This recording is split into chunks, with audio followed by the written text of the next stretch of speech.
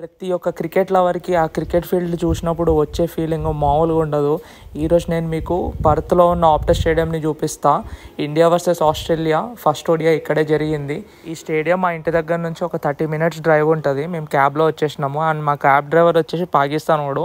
ఇక వాడితో ముచ్చట పెట్టుకుంటూ వచ్చిన, వాడితో ఏం మాట్లాడినానో ఇంకో వీడియోలో పెట్టినా, మీరు చూడండి. స్టేడియం రీచ్ అవ్వగానే వెదర్ చూసి ఫుల్ ఖుషి అయినా. ఈరోజు ఫుల్ బ్రైట్ ఉంది, మంచిగా ఉంటుంది అనుకున్నా.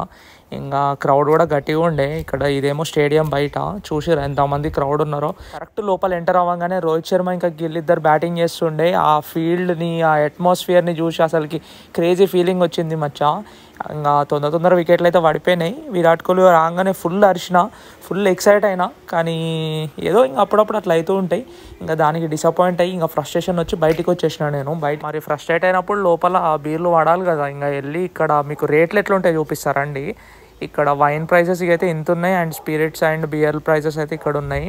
సో చాలా ఎక్స్పెన్సివ్ ఉండే, కానీ నేను మా గ్యాంగ్ అందరం కలిసి ఇచ్చి పడేసినాము. ఇప్పుడు కొంతమంది అనుకుంటుండొచ్చు, నువ్వు డ్రింక్ చేస్తావా అని చెప్పి. చాలామంది ఏందని చెప్పేసి అంటే వాళ్ళు డ్రింక్ చేసినా కూడా సొసైటీ ఏమనుకుంటుంది, పక్కన వాళ్ళు ఏమనుకుంటారు అని చెప్పేసి బయటికి చెప్పరు. కానీ వాళ్ళకి నేను ఒక సజెషన్ ఇద్దాం అనుకుంటున్నా. అది లైఫ్లో నీ పక్కనోడు ఏమనుకుంటాడు, వాడేమనుకుంటాడు, వీడేమనుకుంటాడు అనుకున్నంత వరకు నువ్వు ఏం చేయలేవు మచ్చా. ఎందుకని చెప్పేసి అంటే నీ లైఫ్లో ఒక స్టేజ్ వస్తుంది. ఆ స్టేజ్ వచ్చినప్పుడు ఆ పక్కనోడు ఎవడైతే ఉంటాడో నిన్ను కిలోమీటర్ దూరంలో పెడతాడు. గట్టి ఎక్స్పీరియన్స్తో చెప్తున్నా, we are living in a fucking selfish world. So మీకు నచ్చినట్టు ఉండండి, నచ్చింది చేయండి. అంతేగాని వీడు వాడు గురించి ఆలోచించుకుంటా మిమ్మల్ని మీరు రెస్ట్రిక్ట్ అయితే చేసుకోకండి.